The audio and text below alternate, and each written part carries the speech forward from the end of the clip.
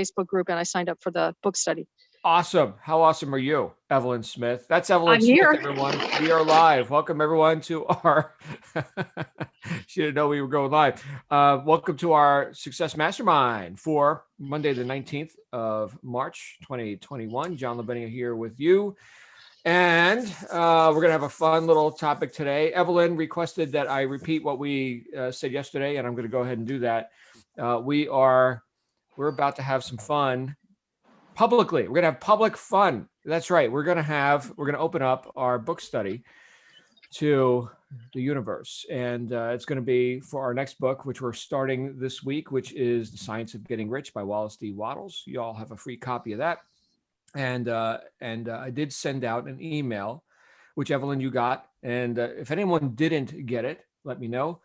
But I sent out an email yesterday letting you know, here's the link. We're doing a private Facebook group. We're going to have 4 live sessions. We're going to go through the key points in this book that have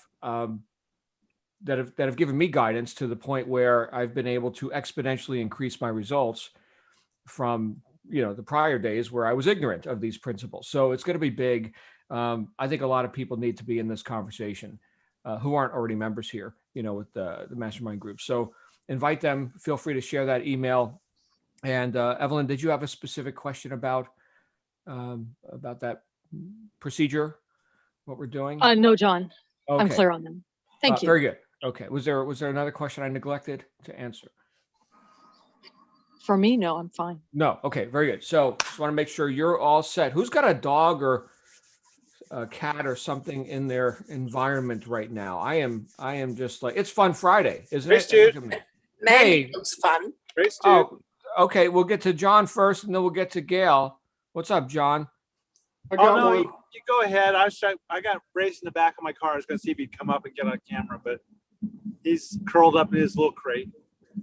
Oh, okay. Yeah, dogs like their little space, right? Hey, Gail, you're up. Hi, I was just going to say, Mandy looks like a lot of fun today. Mandy always looks like fun. You look at her today. Yeah, let's go ahead and get everybody on screen. Gail. Thank you, Gail. Hello. Well, you didn't see it on the Facebook page. It's Comic Relief Day in the UK today. Ah.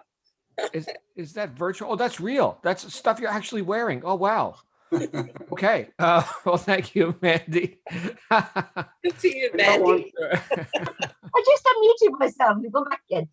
Did you hear me say thank you, Gail? Yeah. So thank you, Gail. It's You're Comic welcome. Relief Day. Yeah, it's really here. It's Comic Relief Day. So there's a daisy. There's a daisy nose. And I've got a Robin nose. I only got 2 because I got them for my son and he won't wear it. So I'll stick with the daisy for now. Hold on. There we are. So everybody goes around wearing these noses, and I've got the Diggy Bopples as well. So I'm probably the only person here. I suggested anybody from the UK could wear them, but I'm usually on my own. So if everybody is wearing them, brilliant. But if not, Comic Relief Day, raise some money for them. They raise money for everybody around the world, and it's all the comedians, mostly in the UK. But they then go around as they're showing it on the TV tonight, and they go around and they show all the people who helped, but all the sad things out there as well that are going on that they're trying to help. So it's comedy, but it's also got some sadness mixed in with it. And yeah, they raise lots of money. There you go. There you go. And can you tell me what the text says? It says red. Oh, it says Nose Day 2021. Thank you. Yeah. Got it. Yeah, it was a little blurry. Beautiful. Thank you. Thank you, Mandy. Thank you for that demonstration of fun. All right. So, John, did you get your dog up yet? Is he no? No, he's curled up. Okay, very good. It looks like you're driving in the mountains. Where are you, John? I am kind of halfway between Anaheim Hills and Irvine. Beautiful. Beautiful. Good stuff. That reminds me to get out of my house today. It's been a few days of staring at computer screens and doing all that, and for a good purpose, right? We're getting stuff done. It's great. When the iron is hot, you strike. Jamie Young, you're unmuted. Jamie Young, ladies and gentlemen. Hey, this is my daughter's dog, Malibu. Oh, look at that. That's a pretty dog right there. Something doodle mix. I never remember what. It's not Labradoodle. It's the other one. Yeah. So, yep, that's what we got going here Friday. Good to see him. What's his name? It's her. It's Malibu. Oh, Malibu, you said. Malibu, Boo for short. How you doing, Boo? Good to see you. All right. We got a lot of dog lovers and cat lovers around here. Thank you, Jamie. Anybody else today? Come on down. Where's David? He's usually got an Irish joke for us. Something like that. No David today. All right, guys. Well, we're going to get into it. So I was thinking about just before I got on here with you all, and I got to hear a bit about what Evelyn Melendez was talking with John, who's driving right now, about, because we got multiple Evelyns and multiple Johns here in the room, about getting things going with, in this case, an Amazon seller's account. So this is e-commerce, which a lot of us are involved in different methods. Amazon FBA is one of them. I guess Amazon fulfillment by merchant is another one, especially with, some of the things that we've seen over the last year with, COVID and supply lines and all that. I don't know if any of you are engaged in fulfillment by merchant, but Evelyn was talking about, getting some arbitrage things going. Evelyn is she knows that stuff, right? That's like one of her fields of expertise. And so, and by the way, for anyone who's looking for assistance with, more like on the logistics side, Evelyn Melendez has, she knows stuff, right? So get with her. But the idea of having an account activated and then somehow magically deactivated, like what happened just through non-use, the question came up, what causes things to, like that, to go away, to no longer be available, to have to be set up again, to reestablish the launch pad and then hopefully get some momentum. And so that's what was coming up for me today, actually, before I got on here was, what do we have momentum in? And how do we get that momentum? And how do we keep that momentum? I think this is going to be an interesting conversation. And I would like to, if it pleases the group, kind of go round robin with this. I'm going to introduce you to a couple ideas. And then I'd like for you, if you're willing, to tell me how these have applied, how you've seen them work. Okay. Because we've talked about this before. The whole point of this is not that we get to sit here and just think different, but, behave different and get better results. Right. So, and I think it comes down to this one thing is accepting guidance. I was in my meditation this morning. And has anyone ever heard the term divinely guided? I've been divinely guided to do this. That may sound lofty, and I suppose it is, but there have been times in my life where I feel like I've been divinely guided to take some action, to execute, to reach into this area. This whole book study thing that we're opening up this workshop to the public. I was divinely guided to do that. It's just an inspired moment. You know what? Let's do that. Let's do that. Doesn't cost anybody anything, right? I mean, effort, time, web design, that all costs me, right? So I'll handle that. That's fine. But attention, right? It costs attention. But if we all have the same 24 hours in a day, we're going to put our attention on each of us on different things. One thing that John Apogee had not put his attention on for however long was the Amazon seller's account, and therefore it went away. And so I was thinking, as I was just sitting there, thinking about what guidance have I received and have I accepted it? Have I accepted it? That's the question. I could sit there and pray for guidance all day or every day. I don't do it all day. Okay. But I could sit there and have some considerations about, what, I don't know everything. I'd like some guidance. Right. And I sit there and I'd be quiet and I listen. Right. And I get ideas like, what, run a book workshop. The world needs this. Okay, great. Now I could have accepted that guidance or rejected that guidance or neglected that guidance. I guess there's 3 different approaches: accept, reject, neglect. In this case, I accepted it as demonstrated by action. Right now we've got the whole thing running and people can opt in. It's all very nice. But what if I had rejected it? Well, then that idea is dead. And there's plenty of ideas, which I wouldn't call divine guidance, that I have rejected. But aren't there also, based on my own, where I'm at in my life at the moment, aren't there also items of divine guidance that I've also rejected? I've said no to. I've shrunk back into into safety, because, you know, usually these ideas of guidance, right? These ideas of, hey, I could do that. That's a hunch, right? Just like Napoleon Hill talked about in Think and Grow Rich, the final principle of the 13 that he talked about throughout the book was the sixth sense, the intuition, basically. And you get to use that better when you've done the other 12, right? You've developed persistence, definiteness of decision, auto-suggestion, right? Organized planning, mastermind group, right? So these are all the principles that lead up to you developing this sixth sense, this intuition, these hunches, these flashes of insight. Yes, I would call it divine guidance, because it's things that we don't sit there and consciously think about, and yet there they are. There they are. Where did that come from, right? And haven't I been, and haven't we all been, in situations in our life where, because of our own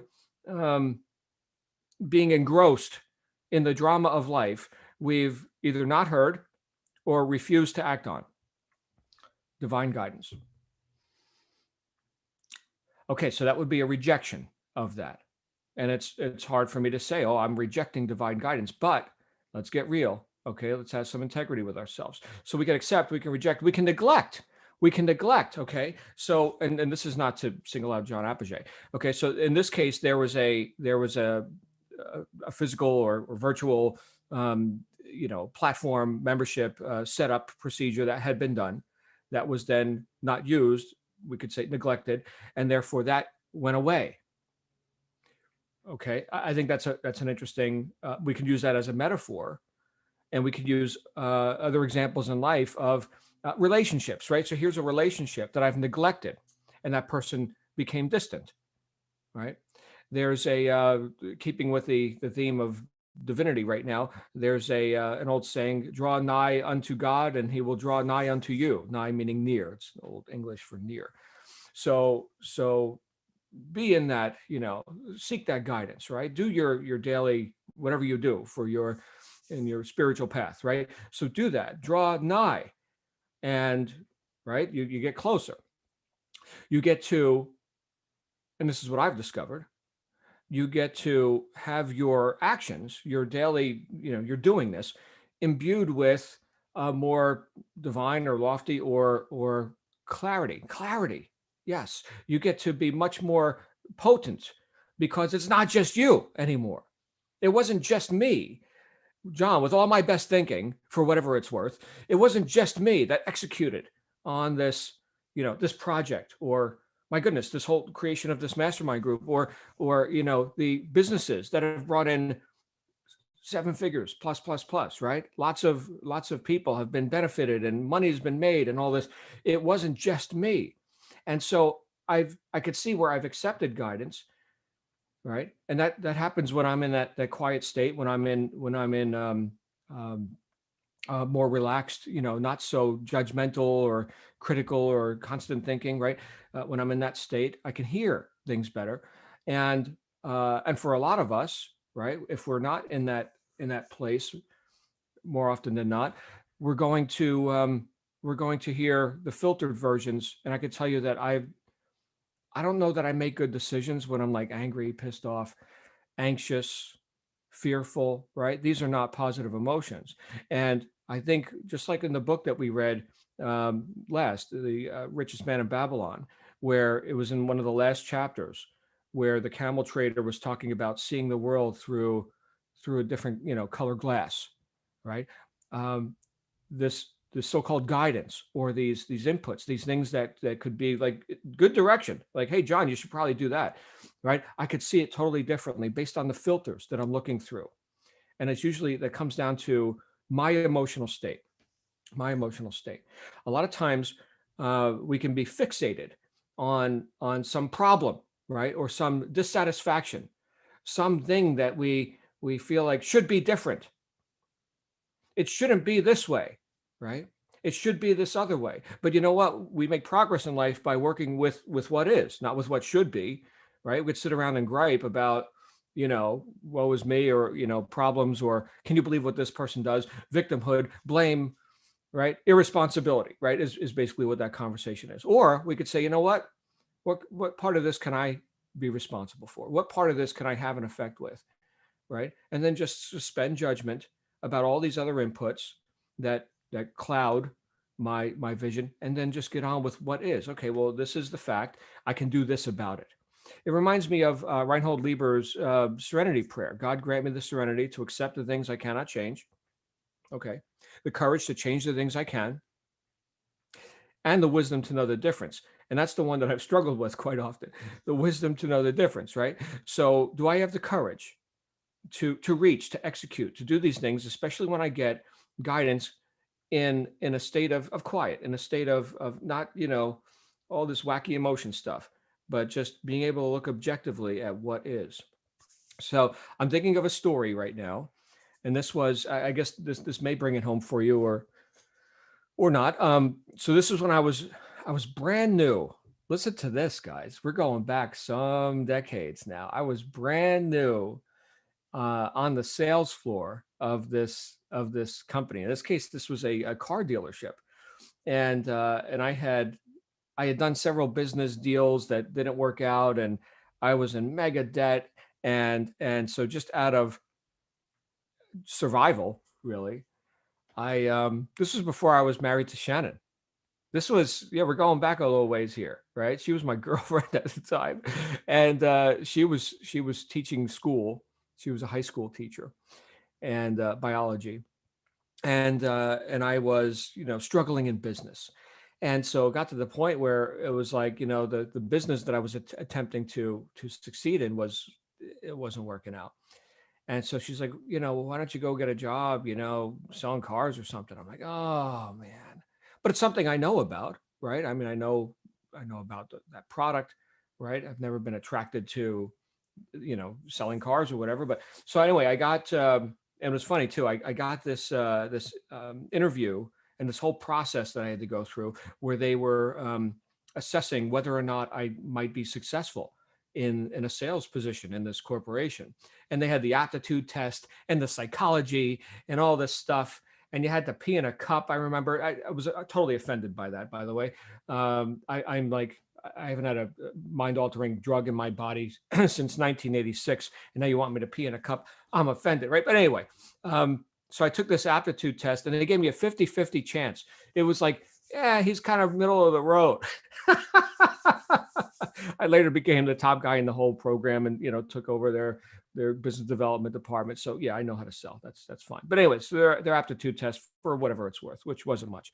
But I remember I got on the floor, and they sent me this customer that was apparently a regular Indian guy, not American Indian, like India, India, and apparently this guy comes in every couple of years and buys a car for one of his daughters or what have you. So they knew the drill with this guy. He's going to ask for invoice price on a Toyota Camry. Sure enough, he wanted an invoice price on a Toyota Camry.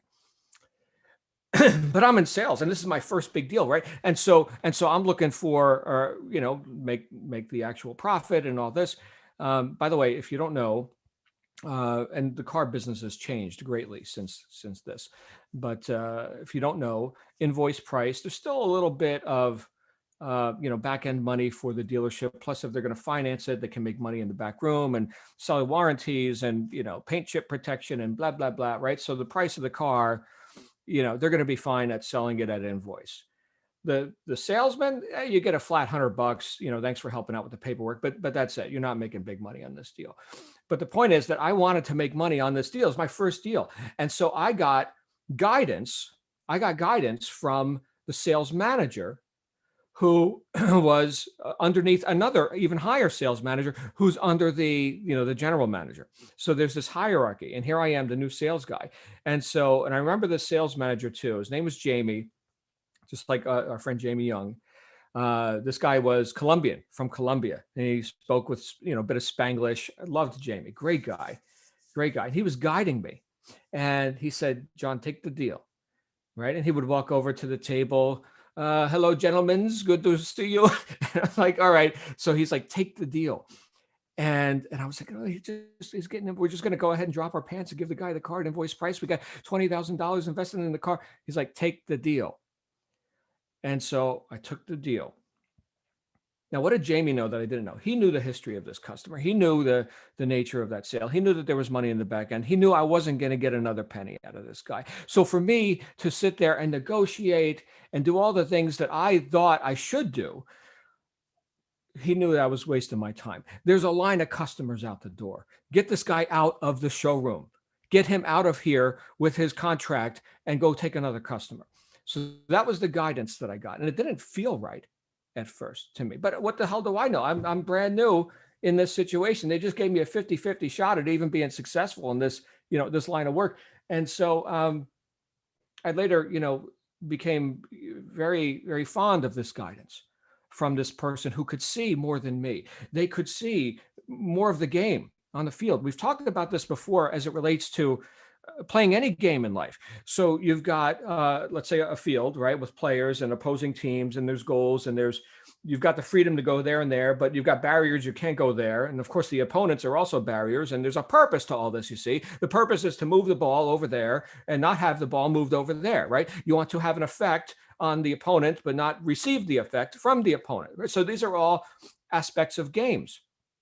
But as a player on the field, and think about this for yourself, whether you're into sports or not, but as a player on the field, you can see what you can see. Let's say you're the quarterback on a football field. And forgive me, because I don't know too much of the nuance of this. I mean, I've watched a couple of football games, but it's not my deal. But you can see from your vantage point where your friendly players are and where the opponents are, and you can make decisions and take actions based on that. But what you can't see is what they're seeing up in the cameras overhead and in the announcer box and what the coach is looking at, right? So imagine being a player on the field and not accepting guidance from the people who clearly know more than you. They're not as talented as you, maybe. They can't do it like Evelyn could do it, or John or Jamie or Gail, right? They're experts at what they do. But, right, what are they doing in the huddle? What are they doing over there when they're getting the radio communications, telling them, all right, do this, do that. John, take the deal. That's it. Stop talking. Take the deal, right? So guidance. And are we willing to accept that guidance when it's coming from sources, physical or not, that know more than us? How arrogant for me to think I already know everything. And I've been there. I'm thinking of my teenage years. Is anyone, when you were a teenager, did you know more than you know now when you were a teenager? Everybody? No. Yeah. Did you think you knew more than you know now? What's the old German saying? Too soon old, too late smart, right? Oh, I knew everything, right? Don't tell me what to do. You're not the boss of me. And now, right? Now I'm in my 50s. I'm like, you know what? I'll take some guidance, please. What did Socrates say? And Socrates supposedly knew stuff. He said, I know nothing but the fact of my ignorance. So he was the wisest guy of his age. So guidance, are we accepting guidance? And here's, I guess, what I want to do with this, roundtable offering that I'm making for you, because I know we've got a bunch of people here. Have you seen recently in your life guidance show up, and have you accepted it or rejected it or neglected it? Because we neglected it, it drifts off, right? Again, like Napoleon Hill says, you get a hunch, act on it now. Now, do it. You get the idea, do it. Okay, so have we accepted it? Have we rejected it? Or have we neglected guidance? And do you recognize that guidance when it shows up in your life? This whole thing came up for me in my quiet time today, and then again, kind of massaged into whatever this topic is that we're on with the little sidebar conversation that John and Evelyn were having, because certainly John has been taught what to do in terms of setting up accounts and executing business. And so in this case, right, that we saw an accepted guidance and then neglected and now accepted again. This is what I'm thinking of. Is there something that you could build momentum in? Because this is really the big thing. I know John Maxwell talks about this in his 20,000 irrefutable, unmutable something laws of leadership, right? So interesting book. But momentum, right? Momentum is like one of the greatest things you can have. Is there something some guidance that you've considered, that you maybe have received, that you think you could go ahead and act on to create momentum in the flow, movement, right? Now, action. That feels good, by the way, doesn't it? It feels good to be in action. Not that you're not going to blunder and have little errors and whatever, but the fact that you're moving is so liberating. I'll give you one more quote, and it's, I think, from the Quakers. As ye pray, move your feet. You want guidance, right? Move your feet. Do something. God can't steer a parked car. I don't think the Quakers drive. Anyway, who's got some ideas on this, on guidance that you've received, on things that you're acting on now, which you know, on a hunch? This can be a fun topic, and or it could also be, you know, here's things that I've neglected, or here's things that I rejected. I should have. And then we can all learn from that. We can, again, I don't already know everything, right? So hands can go up. People can unmute their microphones. We can start with this because I still need guidance. Bill, and then Ivier. Let's go with Bill and then Ivier. Bill, what's coming up for you, brother? John, fantastic, actually. I mean, as usual, you deliver every time. And I actually love to see you under pressure, because that's when you deliver the most. Okay. If you had, I feel that if you had to plan your life, it would be a complete balls up. But I like the fact that you jump from place to place and thing to thing, because that's the pressure and the stress that makes you operate. And you can see that quite clearly when you start to talk about these things. It's really the ad hoc advantage puts you right out there. For me, I mean, you said at the start of your chat there about you ditched some divine guidance. I wouldn't say that you ditched that divine guidance. You never underestimate your own guidance in your head and your gut. Our heads are wonderful. They're great computers, but they're a pretty messed up piece of kit. And if we listen to them too much, we overthink, we stress ourselves, and we just kind of end up a complete gibbering idiot. Listen to your gut. And your gut was obviously telling you, yes, there is guidance there coming from divinity or wherever, or the universe, or whatever what people want to believe. But that's what it is. It's guidance. I mean, when I used to do things that were involving watching people or that, we would sort of come off of the line, generally heading to. So that's what you're doing, really, in reality, for all of us. We may have this, and this divinity has spoken to you, and you thought, here's what you need to be doing. But it can be a general path. It doesn't have to be, this is what you must do. That's not always the clear-cut decision. It's guiding you down. It could be many paths that you will take before you get to the point of where you have to be. And this is why it's the term guidance. It doesn't mean it's a be-all and end-all. It is that very word is guidance. And all I'm going to do is leave you with, and it is Friday. It's Fun Friday, so let's be funny and let's be witty. Do it. There used to be a great program on BBC called Old Jews Telling Jokes. I'm sure you saw it in the States maybe as well.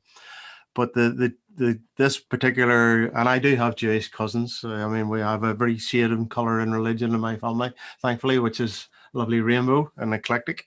So this Jew went religiously every Saturday to the synagogue and prayed to God. And he prayed to God fervently, please God, let me win the lottery. Let me win the lottery.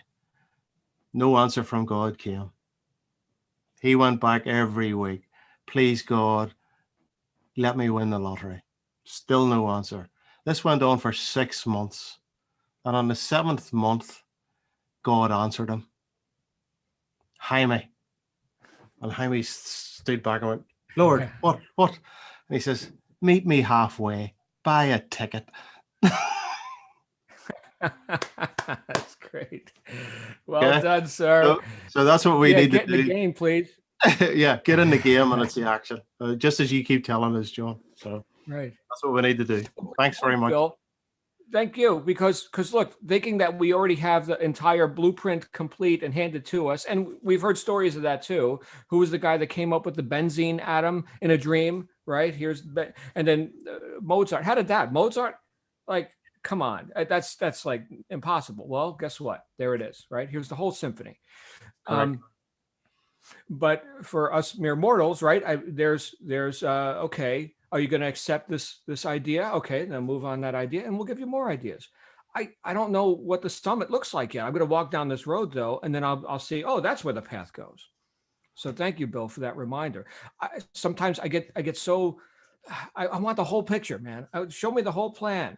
I want safety, damn it. I want to know exactly, like with what John and Evelyn were talking about, right? So here's like Amazon selling and arbitrage and whatever. Okay, there's risk involved with that. Do you know if this product's going to be profitable? Do you know that you can get enough of it? What's the lead time? Right, a lot of unknowns on that, but you'll never know if you don't execute. So thank you again, Bill, for that reminder. Let's go to yes, John, sir. sorry, just before you finish, I'm going to throw something right back at you from your little book. Get off your ass and stay off your ass. Yeah, that's exactly what it. That's it. Oh, direct quote from Integrity is Everything. Bill, thank you, brother. Get off your ass and stay off your ass. Speaking of getting off one's ass, we have Ivier Barnabas here with us, ladies and gentlemen. So Ivier, enlighten us. Please give us a profundity. John, as you were talking, oh my God, I thought about myself, and I remember making a statement to one of my older cousins, who obviously had been through what I was about to go through, and said to me, take it from somebody who's made that mistake and learned from that mistake. Don't do what you're about to do. It's not going to end well. And I turned around and I said to him, I said, thanks for sharing, but I'd like to make my own mistakes, thank you very much, and learn from them. I thought I was being smart. I mean, I thought, I had it all figured out, right? I mean, I was a teenager. What did I know? This was an older cousin saying to me, you don't need to make your mistakes. Enough of us have made those mistakes. Learn from us so you don't have to repeat them. But of course, I thought I knew better. And so I went ahead and I did what I was going to do. And as soon as I got into trouble, I thought, if only I had listened to cousin so-and-so. And it took me years to get it right from that one wrong decision. It took me years. And I don't think I ever got back on track like I would have if I hadn't taken that wrong turn. So that was one instance in my life where I thought, how stupid, right, can I be? So that was one.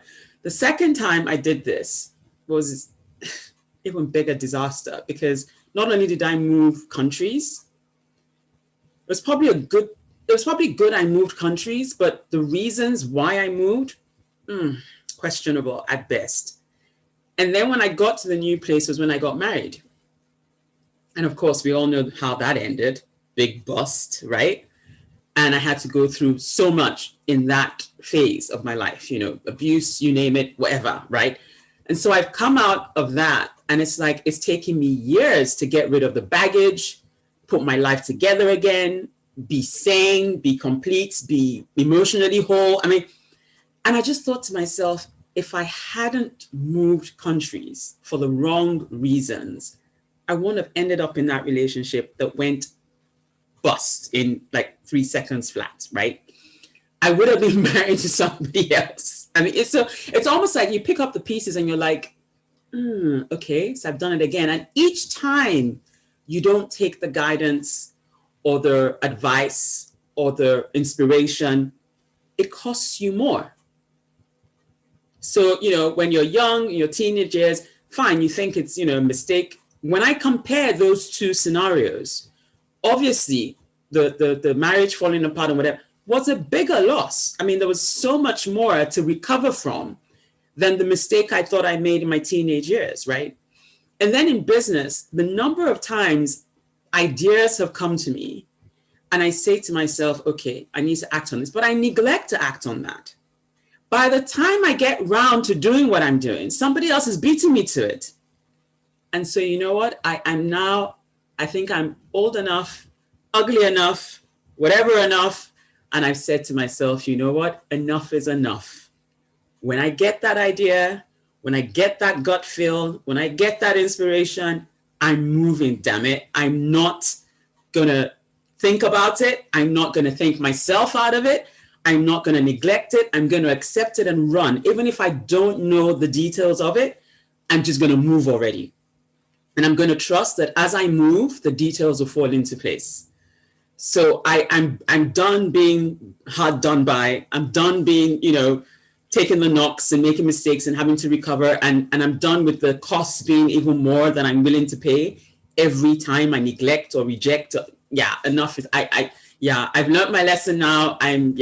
It's not going to happen to me again. So, and most times I get that in the last final hours before I go to sleep, or in the waking, the wee hours of the morning when I wake up, before my feet hit the ground. That's when I do my meditation. That's when I do my prayers. That's when I do. And I just say, what's today about? What am I supposed to be doing today? And I get, most times when I start like that, I get a blueprint for the day. I know exactly who I'm supposed to be calling. I know exactly how the conversations are going to go. Sometimes I get the words to say in the conversations that bring about the right outcome. Because I find if I use the wrong combination of words, I get the other person het up and that conversation just goes nowhere. But when I wait to get the right words, whether it's an email I'm sending out or a telephone conversation, it goes so smoothly. I go, oh my God, wow. Just by following the thought that came to my mind, it's all worked out. And it works out better than I could have planned. So now, I'm done making those mistakes. I'm done not listening to God, universe, sixth sense, gut fit. It's cost too much. It takes too long to recover and get back on track. That, you know what? I'm just going to be a child now. If I hear it, I'm going with it. I'm not questioning it. I'm not rejecting. I'm not neglecting. And life is just so much easier. Because life is hard enough as it is. Why do we want to further complicate it? Just when you get the assistance, take it, be grateful, run, before they change their mind that, okay, this is not somebody we can work with because she never listens. Because that's what I think. That's, we will get the inspiration again and again and again. And if you don't take it, or if you neglect it, or if you reject it, after a while, you stop hearing. The universe won't partner with you because they'll be like, we're talking to a deaf person. This person doesn't get it. They go help somebody else that's hungry for it, willing to do it. And so I'm like, you know what? If I want to progress, I'm going to take all the help I can get. I'm going to be grateful for it. I'm going to run with it. Yeah. So that's where I am now. I'm done. I'm tired paying the cost. That's it. Why couldn't we get this stuff when we were children? Like what? Yeah. Right. Thank you, Ivia. It reminds me of this anybody know Bob Proctor?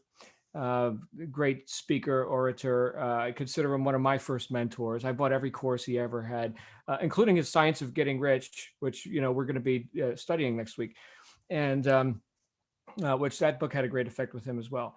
But he's been in sales a long time, right? In fact, he says, I pity a person who's not in sales. I think everything's. I love selling, right? And so he's obviously selling ideas, from stage and his courses, right? I'll buy my courses. And I remember in one conversation he said, somebody asked, well, what is this going to cost me? And his response was, well, what do you mean? If you buy it or if you don't? Go it alone. Do whatever you want, right? So anyway, thank you, Ivia. You're awesome. We have Mandy and Sandy. Hey, that rhymes. Mandy and Sandy. Let's go with Mandy. Hi, Mandy. Hi again, John. I love this subject, and that's why I think I love Napoleon Hill so much. I used to listen to Susan Jeffers, or read Susan Jeffers at those times, a lot, and she called it the higher power. So it's the same sort of thing, but so I've always seen it as a higher power or the universe. I was religious once a long time ago, but it comes more from this, and it's more of a, it, like Ivier said in the sentence, it's a thought that comes to you. It's, I can't see past my nose. It's basically, it doesn't give you a complete blueprint for how to do something. It's more of a feeling. So I've been trying to follow it for a long time. And sometimes you don't know what you would have got if you haven't followed it. And sometimes you do find out. I can say some things I have tried to follow it on. Another thing that Susan Jeffers used to say, she used to have the same where she'd say to yourself, where would you have me go? What would you have me say? And to whom? And she would follow it. And so she ended up once going to a college somewhere, and she went in there, she went to a room, she saw somebody, she spoke to them, and she ended up getting a job in that place, but she'd never intended to do it when she actually went there. And so I do things like, if I've got something that's troubling me, or I'm not sure what to do, or I'm upset about something, I'll say, what book do I need to look at? What book do I need to read? And I'll look at the bookshelf and say, tell me which book to read. And it's always proved, it's always come out with the right one. And you do have to do something like buy a ticket. So if it's with books, I'll go into Audible and I'll say, show me where to go in Audible. Which book do I need to read now? And you'll just put a word in, which is something that thinks about what you're going through, and it will bring up the list of books, and it will point you to the book, and you just know that it's that book that you need to read, and it always seems to help. And what else did I have on here? Oh yeah, when I was doing Blue Sky, when it first came up, it was like, okay, is this something when they're going through it and you went for the first session, the webinar or something, and then you got to pay, it's like, do I or don't I? And I just had to feel inside me for that intuition. Intuition said yes. You don't know what it's going to, you don't know where it's going to lead to, but the answer is yes, you need to do it.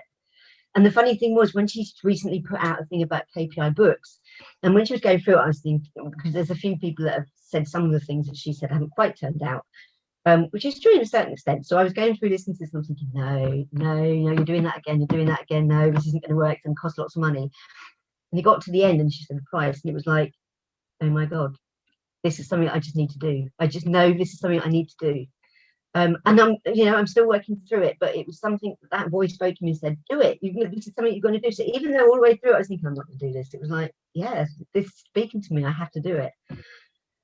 Since I read Think and Grow Rich, I have been saying that basically I've been saying along the lines of oh God, what is it now? I say it every day, but I'm just getting nervous. It's about, when you said think about what you want, so it goes by the 31st of March 2021 I will have XXX in my possession.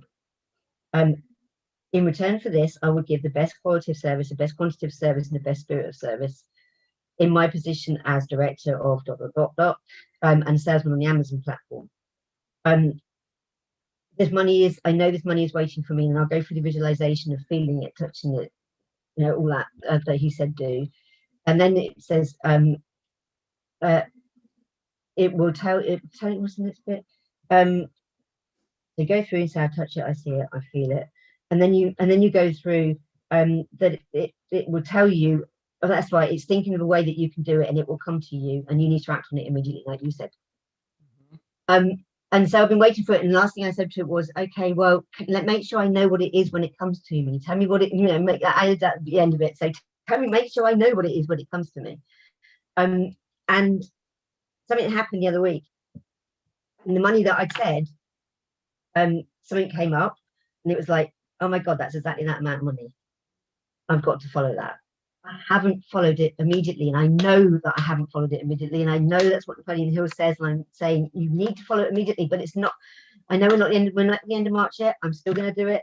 And then two other things came up, which were an easy way of getting it. They both had the same amount of money in it, and it's like, I don't know if it's going to work or not, but I have to follow it because that's what my intuition is saying, and you just feel it, and it does make it so much easier. Like Ivia was saying, it's a feeling, and it's just there. And if you ever get, and that's why I love the Sixth Sense. It's exactly that sort of thing. And if you ever get that feeling, you don't know what you're going to miss by not going for it. Go for it. You have nothing to lose at that point. Just do it. Follow it. So yeah, I absolutely love this, and I'll let you know by the 31st of March if it comes true, or just do it after. Thank you. You know what I think is beautiful, Mandy, is that we're able to talk about such a serious topic with that outfit that you're wearing. That is Spectacular. I was in a, it was a seminar, it was a workshop where people were talking about their problems, right? And why they can't succeed in life and all this kind of like, oh, I'm telling you all my problems in life. And then in the background, they started playing Old MacDonald Had a Farm, E-I-E-I-O, right? And it got louder and louder and louder to the point where in the room, all you're hearing is this music and people are talking about all their problems. And then you're hearing this Old MacDonald Farm playing in the background. It's like, all right, people, everybody's got to friggin' relax. Like how serious are we? So, but I guess, sometimes we want our problem. We want to argue for a problem. But anyway, you just reminded me of that with your nose and everything. Thank you. Oh, we got Sandy up next. Hey, Sandy. Hey, good morning. John, as always, you bring to this platform something that absolutely triggers many of us, and certainly me. And this whole idea about guidance, it's amazing because I've had just a self-experience recently about guidance. I came from a professional career where I was actually an expert in many areas, and I don't know how actually I got there. I'm sure I must have taken some guidance throughout the years, but also I have just this stubbornness and in my mindset about, I'm just going to do that. Well, when I entered into this new realm, this e-commerce and mindset and self-development, I come with very few tools, except for what I can relate to in my past, career. Recently, I took guidance from one of our members, and she was getting me on track to do FBA orders.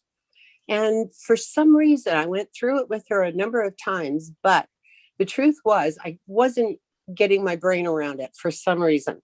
And then this feeling of embarrassment entered into me that I couldn't ask her one more time because I was embarrassed that I wasn't getting it. Well, days and weeks went by, and finally I kind of fell apart about it. And I just said, I don't understand this. I am usually a fairly intelligent person, but I'm just not getting this. So she gave me a lecture and kicked me in the butt and said, look, when you need help, you have to ask for it. Just ask for it. And it's there. And we went through it one more time, and son of a gun, I can do it fine now. I don't know what the block was, but it's gone. Thank you. And so guidance, the feeling that I needed it wasn't comfortable for me. But again, this is a new platform for me.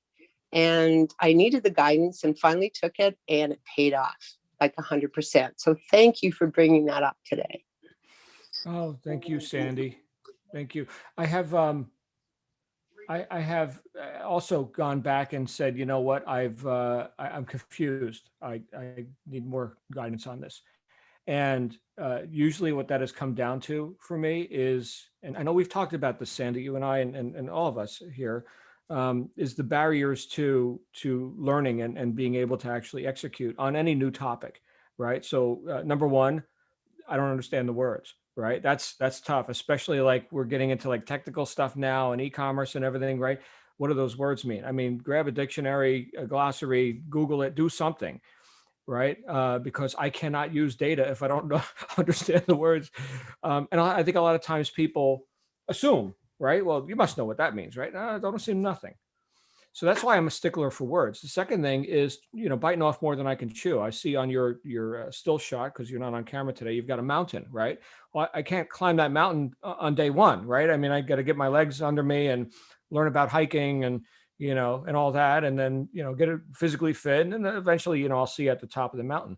But the expectation that I'm going to summit that mountain day one sometimes I feel caved in by that. And like, makes me dizzy confronting too much data at one time.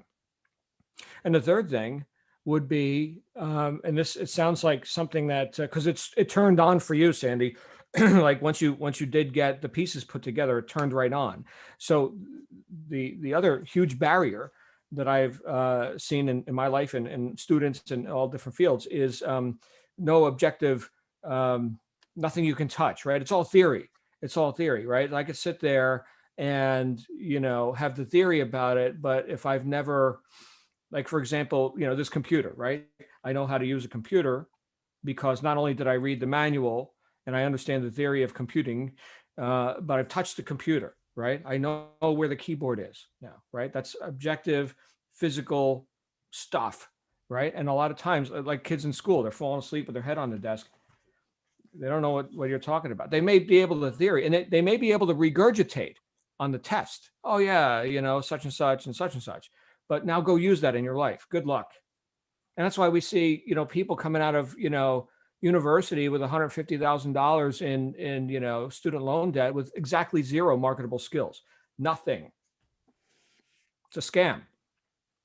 So, make sure you understand, right? And get that guidance. And I think any good teacher is going to say, you know what, let me make sure you fully get this. Because look, as let's say I'm a sales manager, right? Let's say, Sandy, you're on my sales team, right? Do I want you to succeed? Yeah. Please go make money. Go make a spectacle of yourself, right? I get commissioned on that too. So same thing here, right? Where we've got this, this message, this conversation of success, right? Do I want you to be able to actually use this in your life? I'm talking to everyone now. Yes. And then you can carry it forward, bring it to. Do you think the world is like working right now? Like everybody's in their bliss and successful and like there's no problems or whatever. No, people need this. They're only going to get it, not from me, by the way. They're going to get it from you. So that's how important our being able to use the guidance, right? Wherever we're getting it from. That's how important it is that we show up as part of the solution, not just in our own lives, but in the lives of others. You might be that one example that woke somebody up. You know what? My life wasn't working, but now that I met Sandy, you know what? Maybe there's hope. Maybe there is a light at the end of the tunnel. Maybe I get off my ass. I mean, after all, it's working for Sandy. Sandy, would you tell me more about what you do? Enlighten me, because I'm apparently ignorant. Anyway, Sandy, thank you for that. Beautiful. And John, as far as words, Mr. Google Pants is one of my best friends. Okay. Thank you. Very good. All right. I think we're wrapping up with that. I apologize for the little interruption before while Ivia was talking. My daughter was banging on the door. Apparently some air conditioning guy was here, and I was like, well, he can come back. I'm meeting with my group right now. He did not have an appointment, so that takes care of that. Anybody else before we wrap up today? Guess what we've got on the calendar today? Well, we already had it today. We had Tech Talk with Ego at 4 a.m. my time. I'm going to get the recording posted for with that. So there's something that confuses people, right? Technology. Well, Ego is going to help you with that. So watch the recording if you weren't there live. We have our hospitality suite that is open throughout this afternoon. We do not have integrative health with Therese. She had a medical conflict or something. She had to take that off the calendar for today. She'll be back with us again next week. I will be back here with you at 6 p.m. Eastern US time for Be Heard. So we wrap up our week on Fridays each week with that. So I will see you back here then. In the meantime, if you missed Brand Builder last night, which Shannon's traveling, and so I wound up filling in. We wound up having a special event on lead generation funnels, right? How to use internet web pages to build lists of subscribers, customers, et cetera. And I demonstrated actually using the lead generation / enrollment funnel for this book study group that we're doing, this workshop. So you actually see the inner workings of how all that machinery came to be. And that's in your recorded section under special events. Okay. I know, Ivia, you had a question about that if we were going live. And I think it's just that GMT is about to go on BST, but we're on daylight time except for Arizona. So I think it's just, the clocks. If you're ever looking for what time it really is, look on our members calendar, which is published in 3 different time zones, New York, London, and Sydney. So this way, that's always accurate. That's based on actual machinery that runs that. So, all right, you guys, I think we're done. Are we done? Are we good? All right. I will see you all real soon. Make it a great day.